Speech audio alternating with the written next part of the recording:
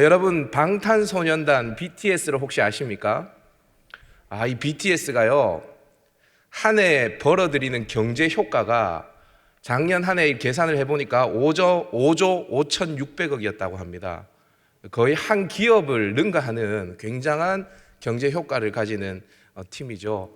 이제는 한국의 가수를 넘어서 세계적으로 영향을 미치는 인물들입니다. 제가 이렇게 보면서 BTS가 이렇게 젊은이들에게만 인기가 있나라고 생각을 했는데 아니에요. 어른들 중에도 BTS 찐팬들이 굉장히 많습니다. 제가 얼마 전에 유튜브를 보다가 여러분 아침마당에 옛날에 진행자였던 이금희 아나운서를 아십니까? 18년 동안 진행을 했었는데 지금은 KBS 라디오를 진행하더라고요. 이 이금희 씨가 BTS에 대해서 하는 이야기를 제가 보고 저도 BTS에 대해서 관심을 가지게 되어졌습니다. BTS를 모르면 안 좋아할 수 있습니다. 그러나 BTS를 알면 안 좋아할 수가 없다라고 이야기를 하죠. 저 확신이 여러분 느껴지십니까? 여러분 우리에게 이 이상의 확신이 있어야 될 줄 믿습니다. 여러분 하나님을 모르면 하나님을 안 좋아할 수 있습니다. 그렇지만 하나님을 알기만 하면 우리 하나님 좋아할 수밖에 없는 하나님이신 줄 믿습니다. 아멘. 아멘. 여러분 그 하나님 만나러 오셨죠? 아멘. 하나님은 선하신 분이십니다. 아멘. 하나님은 창조자이십니다. 아멘. 하나님은 선하신 분이십니다. 아멘. 그래서 하나님을 알기만 하면 그분을 사랑하지 않을 수 없어요. 여러분 그래서 시편을 쓴 어떤 시인이 아삽이라는 시인이 있는데 이 사람이 이런 고백을 하거든요. 우리 한번 읽어볼까요? 시작. 하늘에서는 주 외에 누가 내게 있으리요 땅에서는 주밖에 내가 사모할 일 없나이다. 하늘에서는 주 외에 누가 내게 있으리요 땅에서는 주밖에 내 사모할 리가 없나이다. 여러분 이 고백을 했던 또 다른 한 사람이 있습니다. 바로 모세인데요. 모세는 하나님을 굉장히 사랑했던 사람입니다. 하나님을 사랑하니까 자신이 또 사랑하는 이스라엘 백성들을 향해서 이렇게 모세는 외치고 있습니다. 우리 다 같이 한번 신명기 말씀 읽어보십시다. 시작. 이스라엘아 들으라. 우리 하나님 여호와는 오직 유일한 여호와이시니 너는 마음을 다하고 뜻을 다하고 힘을 다하여 내 하나님 여호와를 사랑하라. 모세는 하나님의 유일성을 강조합니다. 유일하신 하나님이시니 라고 이야기를 합니다. 그리고 이스라엘 백성들을 향해서 그 하나님을 마음을 다하고 뜻을 다하고 힘을 다하여 다하여 사랑하라 라고 명령하고 있습니다. 여러분 이 노종 모세의 절절한 마음이 여러분 느껴지십니까? 이스라엘을 향해서 하나님을 사랑하라고 외치는 이 노종 모세의 마음 말이에요. 여러분 이렇게 모세가 죽기 전에 이스라엘을 향해서 이스라엘 백성들아 하나님을 마음을 다하고 뜻을 다하고 힘을 다하여 사랑하라고 이렇게 외쳤지만 가나안 땅에 들어간 이스라엘 백성들 어떠했을까요? 하나님 사랑했을까요? 안 사랑했을까요? 사랑하기는커녕 하나님 자체를 잊어버립니다. 사랑은 고사하고 하나님이 행하신 일도 다 잊어버립니다. 그래서 사사기 2장 10절에서는 이렇게 이야기하고 있습니다. 다 같이 한번 읽어보십시다. 시작. 그 세대의 사람도 다 그 조상들에게로 돌아갔고 그 후에 일어난 다른 세대는 여호와를 알지 못하며 여호와께서 이스라엘을 위하여 행하신 일도 알지 못하였더라. 채 한 세대가 지나가기도 전에 이스라엘 백성들은 하나님을 알지 못하고 하나님께서 행하신 일도 알지 못하는 비참한 상태가 되어버립니다. 그래서 어떻게 됩니까? 이스라엘 자손이 여호와의 목전에 악을 행하여 바알들을 섬기니라 라고 이야기를 하고 있습니다. 자기의 소견에 옳은 대로 행했다라고 성경은 이야기를 하고 있어요. 여러분 이게 바로 사사시대의 역사입니다. 사사기. 여러분 하나님께서 이스라엘 백성들이 이렇게 하나님 잊어버릴 줄 알았을까요? 몰랐을까요? 알았다는 것을 신명기를 읽어보면 곳곳에서 느낄 수 있습니다. 그래서 하나님께서 이스라엘 백성들을 향해서 뭐라고 이야기하냐면 나를 기억하라라고 이야기합니다. 내가 너희에게 베푼 그 은혜를 잊지 말라라고 하나님께서 이스라엘 백성들을 구원해 주신 그 구원 역사들을 나열하면서 하나님께서 이스라엘 백성들 향해 제발 잊지 말라라고 이야기를 해요. 반복해서 이야기하죠. 그러면서 하나님은 하나님을 기억할 수 있는 수많은 장치들을 이스라엘 백성들에게 남겨두시기 시작하십니다. 일단 하나님을 기억할 만한 유적지들을 하나님께서 곳곳에 두세요. 여러분, 이스라엘 백성들이 가나안 땅에 들어갈 때 어떤 강을 건너서 들어가죠? 어떤 강? 요단강. 어떤 강요? 예, 요단강. 요단강 건너서 들어가잖아요. 물이 끊깁니다. 그리고 마른 땅을 걷듯이 그 땅을 걸어 들어갑니다. 근데 하나님께서 이상한 명령을 이스라엘 백성들에게 하십니다. 그 강 가운데 있는 돌들을 취해서 강 중앙에 12돌을 세우라는 것입니다.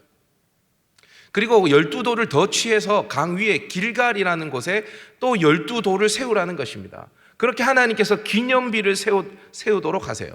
하나님께서 왜 이렇게 12돌 강 바닥에도 그리고 강 위에도 이렇게 기념비를 세우게 하실까? 그 목적이 뭘까? 여호수아 4장 6절 7절 말씀 한번 읽어보도록 하십시다. 시작. 후일에 너희의 자손들이 물어 이르되 이 돌들은 무슨 뜻이냐 하거든 그들에게 이르기를 요단물이 여호와의 언약궤 앞에서 끊어졌나니 그 언약궤가 요단을 건널 때에 요단물이 끊어졌으므로 이 돌들이 이스라엘 자손에게 영원히 기념이 되리라. 내 자손들이 물어보거든 이 돌들에 대해서 뭐냐라고 물어보면 하나님께서 이스라엘 백성들에게 행하신 일, 그 일을 가르치라는 것입니다. 하나님께서 유적지를 남겨두셨어요. 길갈과 요단강에. 이것뿐입니까? 여러분, 가나안 땅에 들어와서 이스라엘 백성들이 제일 먼저 함락한 성이 있습니다. 그 성이 어떤 성이죠? 어떤 성이죠? 여리고성. 어떤 성요? 예, 여리고성. 여리고성이라는 성을 무너뜨립니다. 여러분, 이 성은 굉장히 견고한 성입니다. 사실 무너뜨리기 굉장히 힘든 성입니다. 제가 여리고로 가봤거든요. 여러분, 이 여리고를 어떻게 무너뜨립니까? 하루에 한 바퀴씩 7일 동안 여리고성을 뱅글뱅글 돕니다. 7일째는 7바퀴를 돕니다. 그러니까 성벽이 와르르 무너집니다. 여러분, 누가 봐도 이스라엘 백성들이 무너뜨리는 게 아닙니다. 이 성은 누가 무너뜨린 거예요? 하나님이 무너뜨린 것입니다. 그렇게 하나님이 여리고성을 무너뜨리고 난 다음에 하나님께서 명령하신 것이 있습니다. 퀴즈입니다. 퀴즈. 뭘까요? 하나님께서 명령하신 것이 있어요. 뭘까요? 예, 하나님께서 거기에 있는 모든 것들을 다 멸절시키고 모든 전리품을 하나님의 곳간에 드리라고 하십니다. 그런데 그것만 있는 게 아닙니다. 한 가지 더 있습니다. 여호수아가 명령을 내립니다. 그게 뭐죠? 다시는 이 여리고성을 재건축하지 말라는 것입니다. 그대로 폐허로 두라는 거예요. 무더기로 그 상태로 두라는 것입니다. 여러분, 이렇게 무더기가 된 상태에서 몇 년 동안 이 여리고성이 방치되어지는지 아십니까? 400년입니다. 400년. 열왕기상 16장에 가면 아합이라는 북이스라엘 왕이 나오는데 그때 아합 왕 때 베델 사람 히엘이라는 사람이 여리고성을 건축하다가 장자와 막내 아들을 잊게 되어집니다. 그때까지 400년 동안 여리고성이 무더기로 그대로 있습니다. 그러니까 사사시대에도 그 여리고성은 무더기로 폐허로 그대로 있었던 것입니다. 여러분, 이만하면 이스라엘 백성들이 그것을 보고 하나님을 기억할 수 있지 않습니까? 하나님이 행하신 일들도 기억할 수 있지 않습니까? 하나님께서 이것만 허락하신 게 아닙니다. 유적지만 허락한 게 아니에요. 유적지는 보러 가려면 한참 걸어가야 되잖아요. 그래서 하나님께서 또 이스라엘 백성들에게 하나님 잊지 말라고 주신 도구가 있습니다. 그게 뭐냐면 절기입니다. 뭐라고요? 절기. 여러분, 이스라엘 백성들은 많은 절기를 지켰거든요. 매년 하나님께서 명령하신 절기를 지켜야 됐습니다. 특별히 유월절, 맥추절, 장막절은 유대인의 남자라면 반드시 지켜야 되는 절기입니다. 근데 여러분, 이 절기들 중에 제일 먼저 제정된 절기가 있습니다. 그 절기가 뭔지 아십니까? 그게 유월절입니다. 유월절. 다른 절기들은요, 레위기에 보면 이스라엘 백성들이 시내산에서 받은 절기예요. 그런데 유월절은 출애굽할 때 애굽, 이집트에서 받은 절기입니다.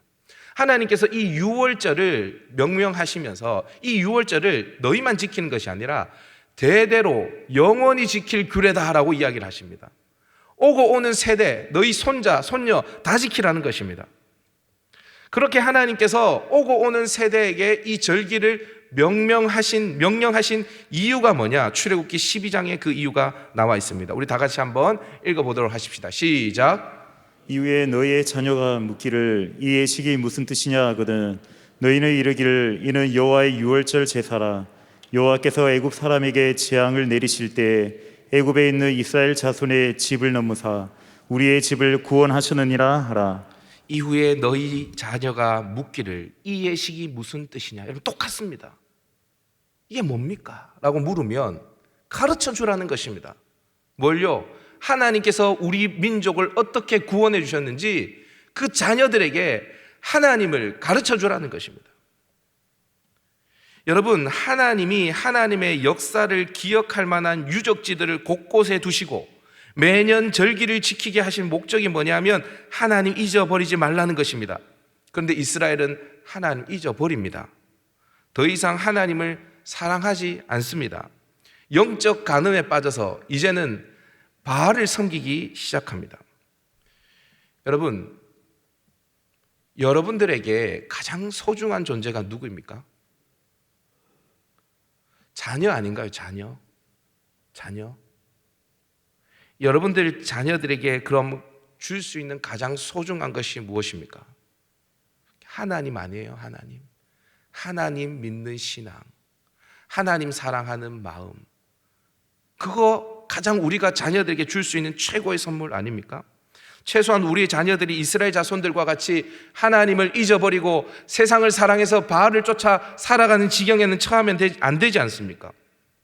그래서 오늘 저는 유대인의 교육 헌장이라고 불리는 쉐마 이스라엘, 이 본문을 여러분들과 함께 살피면서 어떻게 우리 자녀들에게, 다음 세대들에게 하나님 사랑하는 신앙을 물려줄 수 있는지 그 비결을 함께 살펴보려고 합니다. 여러분, 상황이 심각합니다. 지금 우리 경산중앙교회 이렇게 청년들이 있고 주일학교 학생들이 있어서 여러분들이 괜찮다 생각하는데요, 제가 통계표를 보니까 이미 많이 줄어들었습니다. 고신교단 같은 경우에는 17%가 매년 줄어들고 있습니다.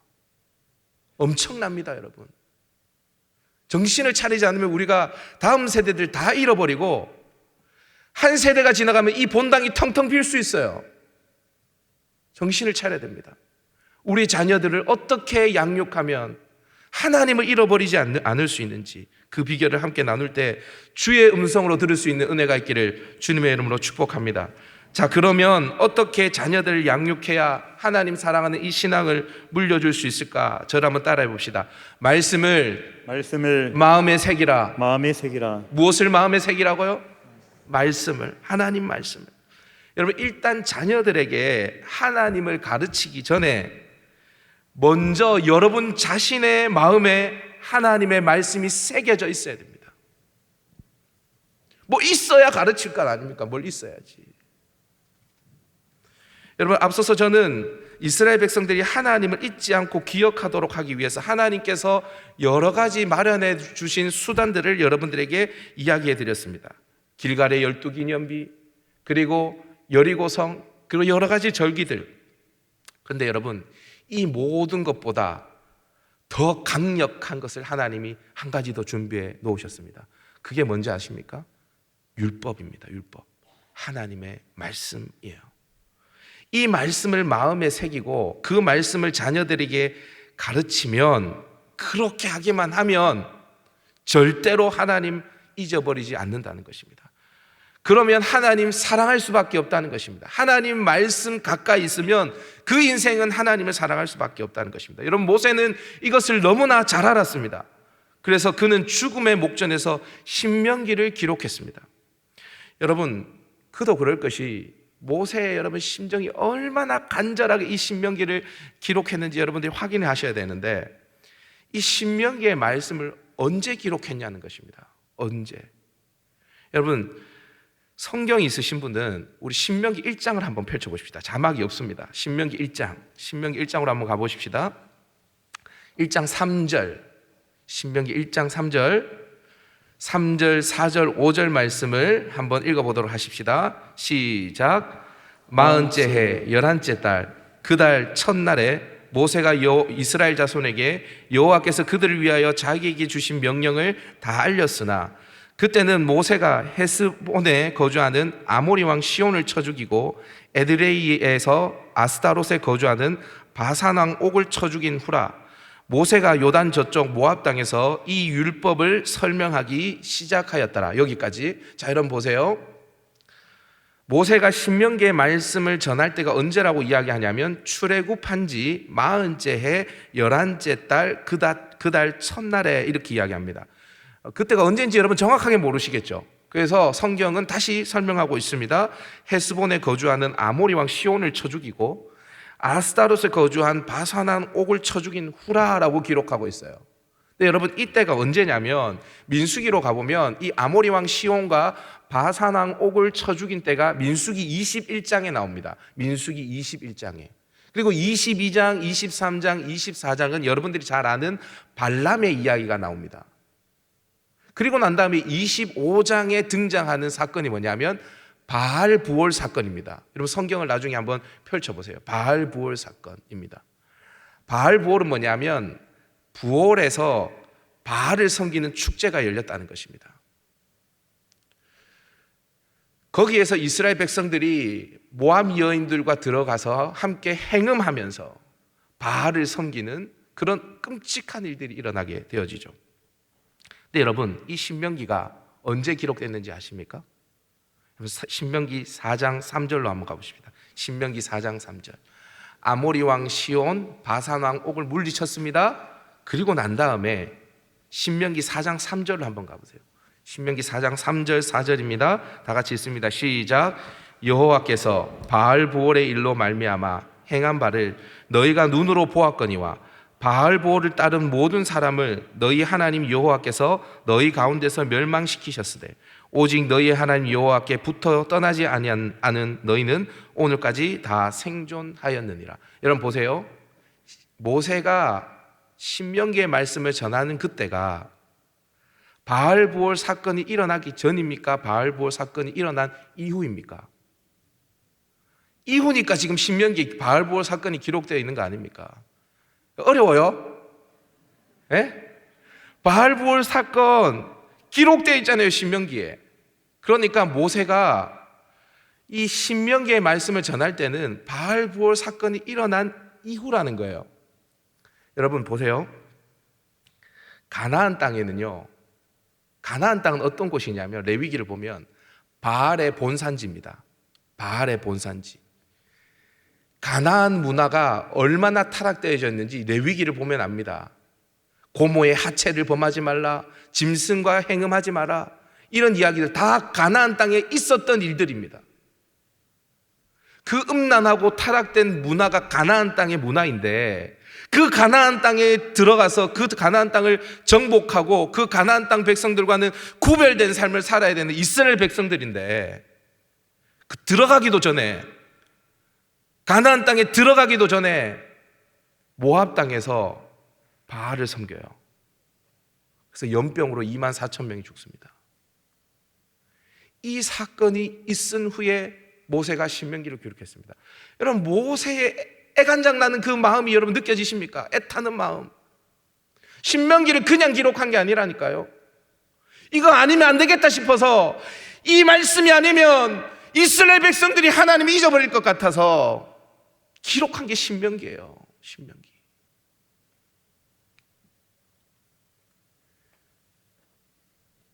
여러분 모세가 이 신명기의 말씀을 기록하고 난 다음에 어떻게 하냐면 너희들 가나안 땅에 들어가면 제일 먼저 해야 될 게 있다.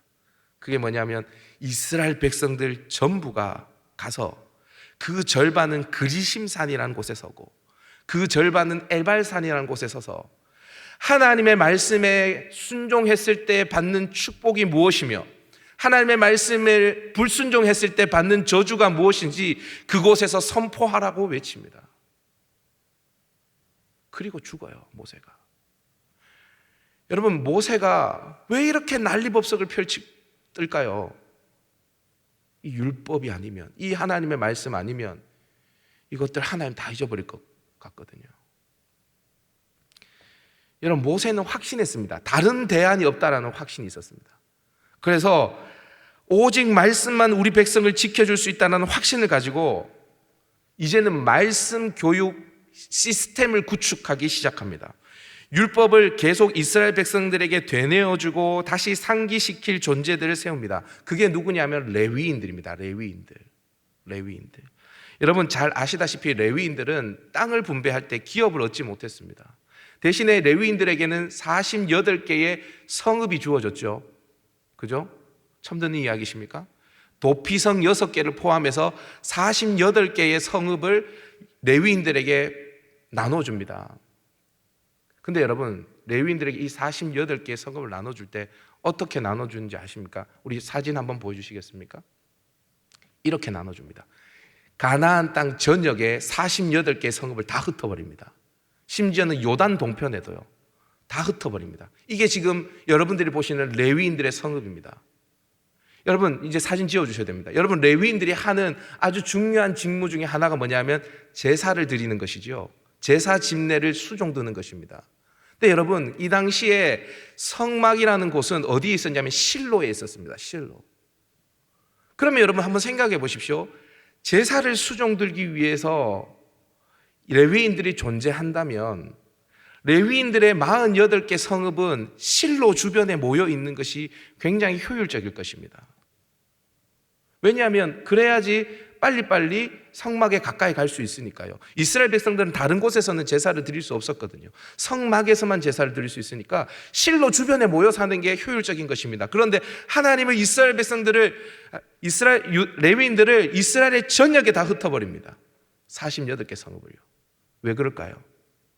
이 레위인을 통해서 이스라엘의 모든 백성들에게 하나님의 율법, 말씀을 가르치기 위해서입니다. 이것이 레위인들에게는 가장 중요한 직무였기 때문입니다. 여러분, 모세가 신명기 33장에서 이스라엘 12지파를 축복하면서 레위 지파를 축복하는데 이렇게 축복합니다. 우리 다 같이 신명기 33장 말씀 한번 읽어볼까요? 시작. 레위에 대하여는 일렀으되 주의 법도를 야곱에게 주의 율법을 이스라엘에게 가르치며 주 앞에 분향하고 온전한 번제를 주의 제단 위에 드리리로다.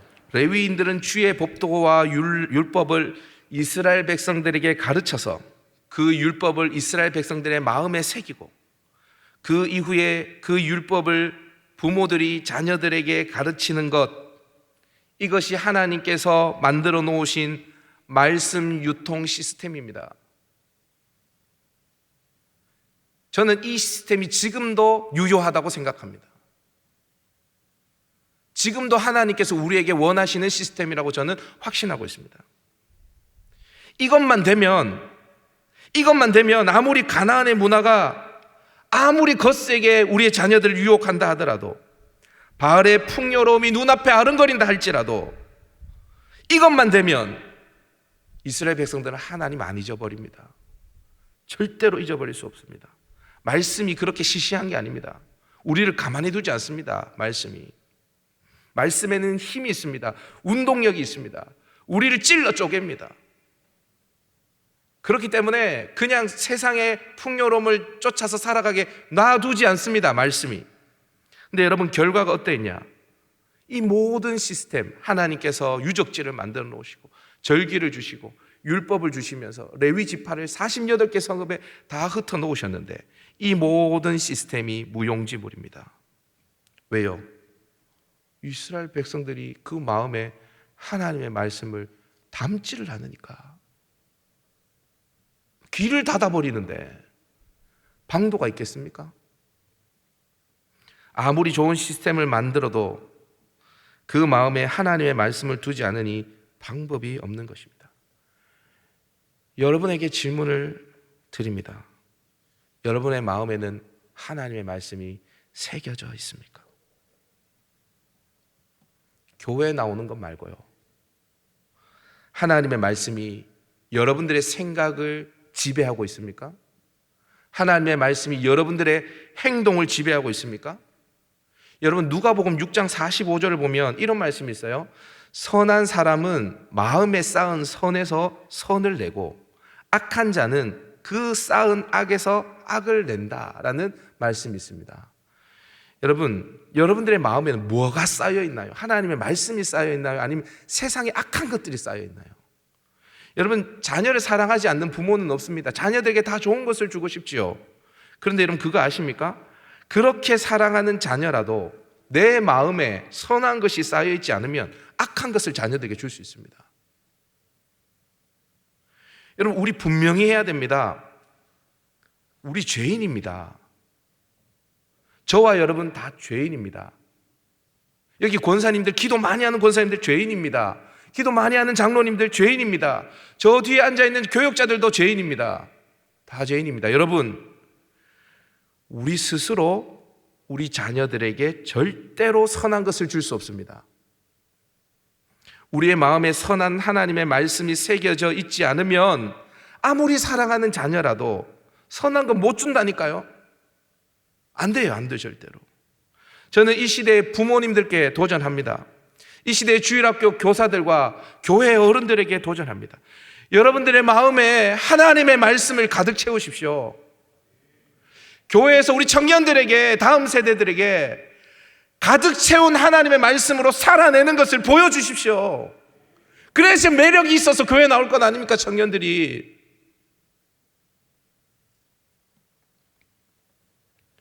그냥 교회 나오는 집사님 말고요,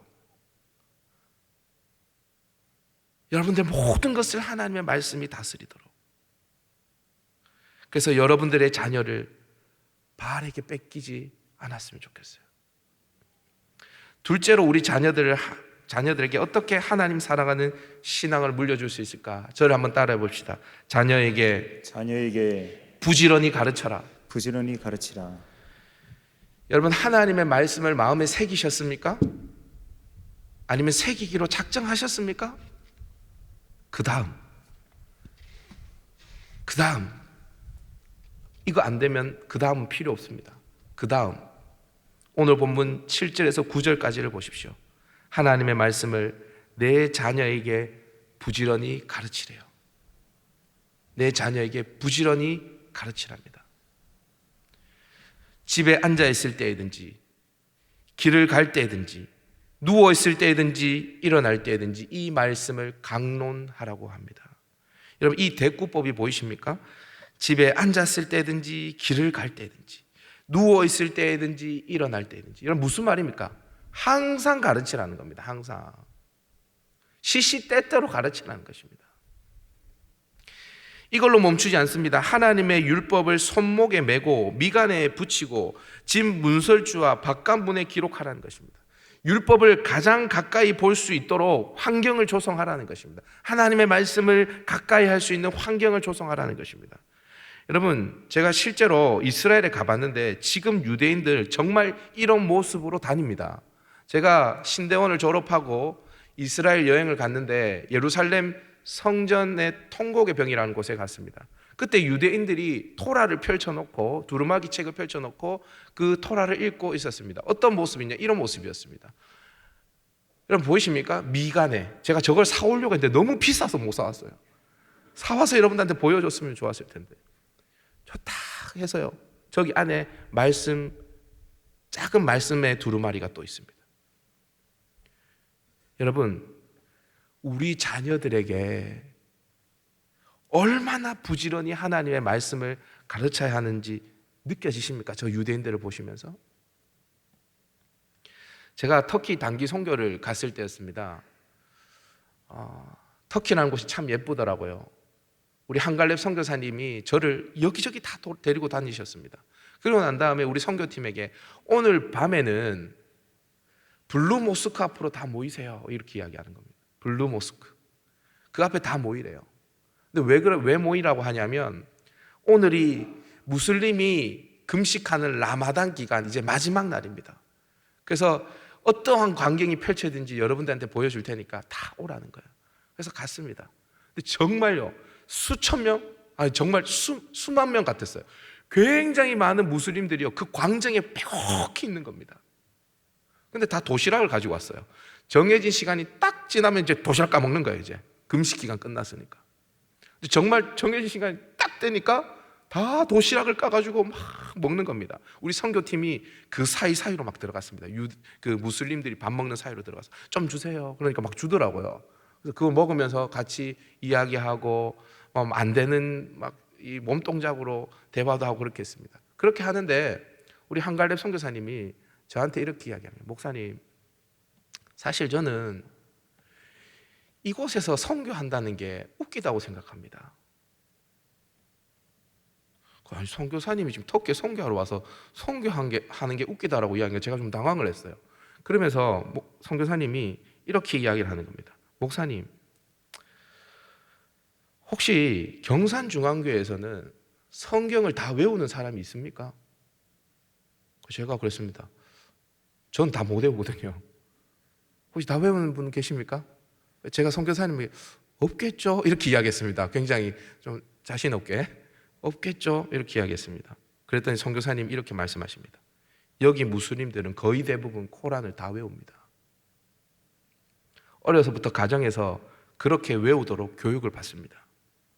방학 때는 이맘이라고 우리로 말하면 목사님과 같은 사람에게 특별 과외를 받습니다. 다른 거 없대요. 그냥 하늘, 천, 땅지 이렇게 천자문 외우듯이 코란 이맘이 한 줄 딱 외우면 그 아이들이 또 한 줄 외우고 그렇게 계속 외우게 한답니다. 그러면서 선교사님이 이렇게 말씀하세요. 목사님, 저는 성도들이 자식들에게 영어과외, 수학과외, 심지어 논술과외까지 시키는 건 제가 봤지만 성경과외 시키는 성도들은 못 봤습니다. 그런데 우리가 어떻게 무슬림들에게 선교를 한단 말입니까? 제가 선교사님의 이야기를 듣는데 가슴이 철렁 내려앉는 것입니다. 맞는 말이니까요.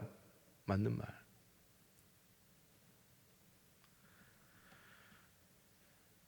성경을 외우는 게 비현실적이라고요? 그럼 무슬림들은 어떻게 코란을 외웁니까? 여러분, 돈을 벌어서 자식들 학교 보내고 맞벌이 해서 학원도 보내고 좋은 옷을 입히고 좋은 것 먹이고 그렇게 부모 노릇하는 거 쉽지 않다는 거 저도 압니다. 해보니까 힘들더라고요. 근데 여러분, 부모 노릇이 그게 다가 아닙니다. 내 자녀들을 학원 선생님, 학교 선생님, 교회의 전도사님에게 맡기고 그 자녀들의 미래를 놔둘 것이 아니라 내가 우리 아이들의 성경 교사, 인생 선생님이 되어야 합니다. 여러분, 우리는 알게 모르게 수많은 이야기들 속에서 살아갑니다. 수많은 것들이 우리에게 또 우리의 자녀들에게 말을 걸어옵니다.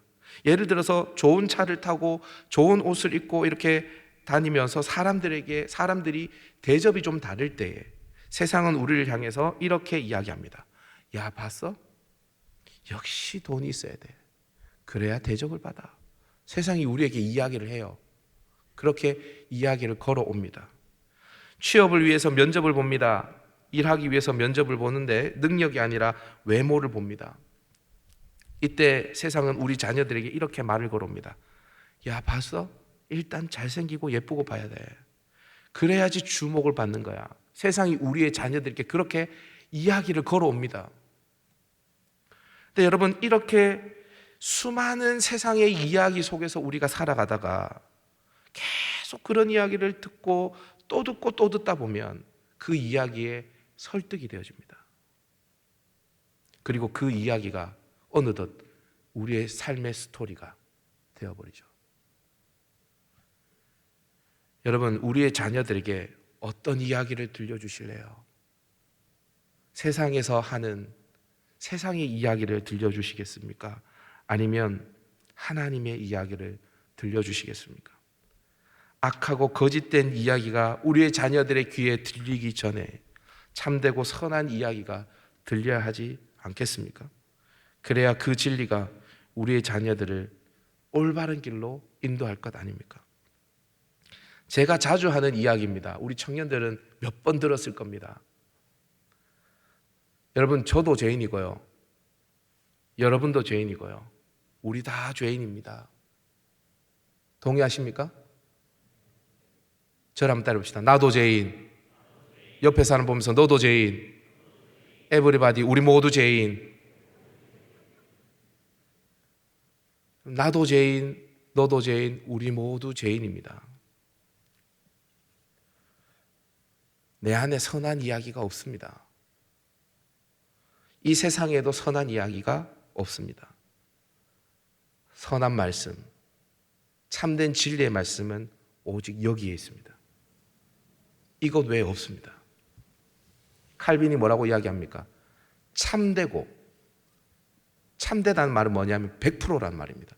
참되고 유일한 진리입니다. 참되고 유일한 진리가 바로 이 하나님의 말씀입니다. 그래서 시편 119편에서 시인은 이렇게 고백합니다. 하나님의 말씀이 심히 순수함으로 주의 종이 이를 사랑하나이다. 하나님의 말씀이 심히 순수함으로 주의 종이 이를 사랑하나이다. 사랑하는 여러분, 말씀으로 우리 자녀들을, 우리 다음 세대들을 세워나갑시다. 그러려면 먼저 우리의 마음에 하나님의 말씀을 새겨 넣어야 합니다. 그리고 난 다음 부지런히 가르치십시다. 집에 앉아 있을 때든지, 길을 갈 때든지, 누워 있을 때든지, 일어날 때든지 할 수만 있다면 손목에, 이마에 가장 가까운 곳에 하나님의 말씀을 둡시다.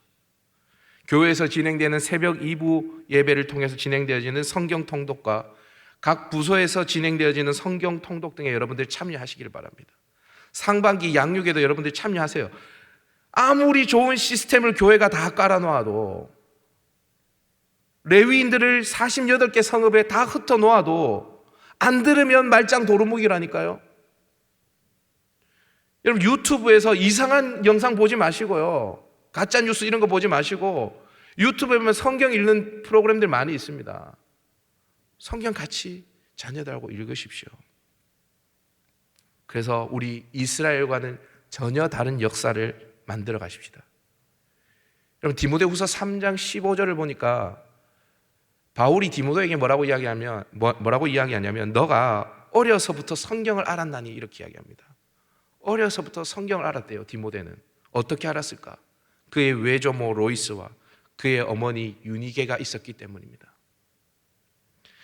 여러분이 로이스와 유니게가 되어 주십시오. 하나님의 말씀을 읽지 않으면 하나님을 사랑하지 않을 수 있습니다. 그러나 하나님의 말씀을 읽으면 하나님을 사랑하지 않을 수 없습니다. 말씀을 가까이 함으로 하나님을 사랑하는 저와 여러분, 우리의 자녀들 될 수 있기를 주님의 이름으로 축복합니다.